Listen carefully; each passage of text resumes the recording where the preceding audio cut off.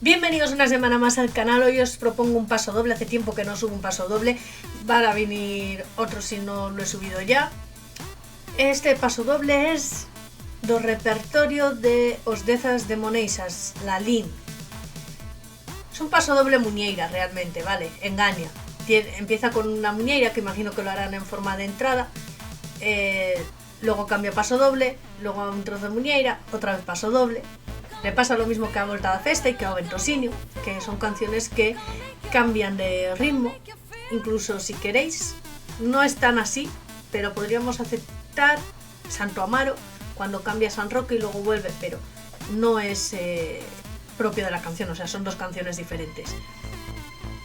Pero por si no conocéis las otras, para que lo tengáis de referencia. Entonces esa alternancia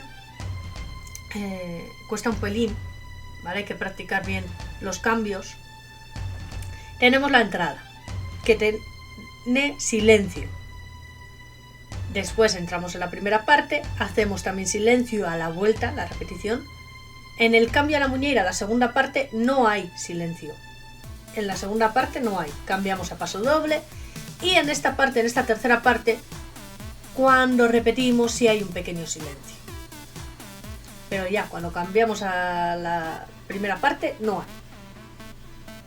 Vale, lo vais a ver reflejado en la partitura, pero para los que no tenéis la lectura tan ágil o no estáis tan acostumbrados, pues por eso lo remarco, ¿vale? Porque en el vídeo, si no, igual no se aprecia que es un silencio, porque coinciden justo en el final de parte. Entonces, menos el de repetir, los de cambio no se van a enterar, o sea, no se quedan reflejados.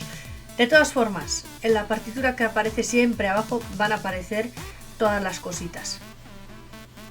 Y esos símbolos diferentes, que no son notas, son los silencios, ¿vale?